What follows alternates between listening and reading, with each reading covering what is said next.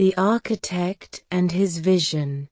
Once upon a time, in a bustling kingdom known for its grand structures and architectural marvels, there lived a talented architect named Robert. He was young, ambitious, and filled with dreams of creating something that would be remembered for centuries. Ever since he was a boy, Robert had marveled at the towering castles, intricate bridges, and monumental cathedrals built by the architects who came before him. But none of these, he thought, compared to the masterpiece he had in mind. "I will build the tallest tower in the entire kingdom," Robert often said to himself. "A tower so high that it will pierce the clouds and everyone, from near and far, will know my name." Robert's ambition consumed him, and he spent years designing the perfect structure. The tower would be elegant, grand, and a symbol of power and human achievement. He imagined kings and queens from distant lands visiting just to gaze at its magnificence. In his mind, this tower would make him the greatest architect the world had ever known. One day, after much preparation, Robert presented his plans to the king. The king, impressed by the young architect's vision and confidence, granted him permission to build the tower in the heart of the kingdom's capital. "Build this tower," the king said, "and if it is as magnificent as you promise, your name will be written in the annals of history." Excited and eager to begin, Robert gathered a team of workers and craftsmen. He hired the best stonemasons, carpenters, and laborers in the kingdom. He laid out the plans and began construction, convinced that nothing could stand in the way of his success. However, Robert was so focused on the grandeur and height of the tower that he overlooked something crucial: the foundation.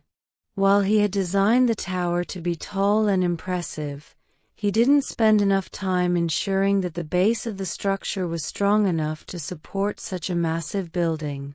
To him, the foundation was just a small detail in comparison to the towering heights he dreamed of. As construction progressed, some of the older and more experienced workers began to grow concerned. One day, a seasoned stonemason named Elias approached Robert. "Master Robert," Elias said respectfully, "I've noticed that the foundation of the tower isn't as strong as it should be. We need to make it sturdier, or the tower may not last long. A tower of this size requires a deep and solid foundation." Robert waved his hand dismissively. "Elias, I appreciate your concern, but you must understand that I've designed this tower to perfection. The foundation is fine. We need to focus on building higher, not lower." Elias frowned, but said no more. He knew that Robert's pride had blinded him to the risks, but there was little he could do if the architect wasn't willing to listen. Days turned into weeks, and the tower rose higher and higher into the sky. It became the talk of the kingdom, and people traveled from faraway lands to see the grand structure taking shape. Robert's name was on everyone's lips, and he basked in the admiration. But beneath the surface, problems were beginning to form. One evening, as the sun was setting, Elias returned to the construction site and noticed something alarming. Tiny cracks had begun to appear at the base of the tower. They were small, almost invisible to the untrained eye, but Elias knew what they meant. The foundation was beginning to fail. Elias hurried to find Robert. "Master Robert," he said urgently, "I must speak with you. The cracks I feared have appeared. If we do not reinforce the foundation now, the tower may not stand much longer." Robert, who was in the middle of reviewing plans for the tower's spire, barely looked up. "Cracks? Nonsense. The tower is fine. Do not trouble me with such trivial matters." "But Master," Elias insisted, "this is no trivial matter. A building this tall needs a strong foundation. If we ignore this now, the entire tower could collapse."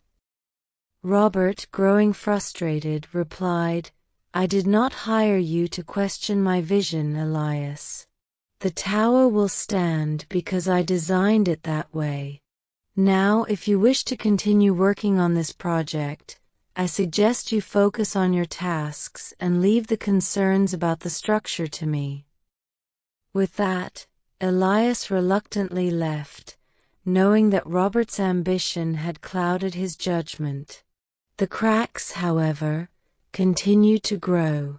As the weeks passed, the tower reached heights that no one in the kingdom had ever seen before. It was a stunning sight, its walls gleaming in the sunlight, its shadow stretching far across the land. People marveled at its beauty, and Robert's fame spread far and wide. He was certain that soon his name would be known not just in his kingdom but across the world. But beneath the surface, trouble was brewing. The cracks at the foundation, ignored for too long, were now too large to be hidden. One day, as the workers labored at the very top of the tower, disaster struck. A loud rumble echoed through the city as the ground beneath the tower began to shake. The cracks, which had once been small and insignificant, widened, and the entire structure trembled. Panic spread among the workers as stones began to fall from the upper levels, crashing to the ground below. Elias, who had seen the warning signs, shouted to the workers to get to safety. But it was too late. With a deafening roar, the great tower collapsed, sending a cloud of dust and debris into the air. People from the village rushed to the scene, horrified at what they saw. The tower, once a symbol of ambition and pride, now lay in ruins. Stones that had been carefully placed to reach the heavens were scattered across the ground, and all that remained was a pile of rubble. Robert, who had been watching from a distance, stood frozen in disbelief. His dream, his masterpiece, had crumbled before his eyes. In the days that followed, Robert was filled with shame. His arrogance had led him to ignore the warnings of those who had more experience than he did. He realized that his obsession with height and grandeur had blinded him to the importance of building something solid and lasting. The king, upon hearing of the collapse, summoned Robert to the palace. "Robert," the king said, "you are a talented architect, but talent alone is not enough. Ambition without wisdom leads to ruin.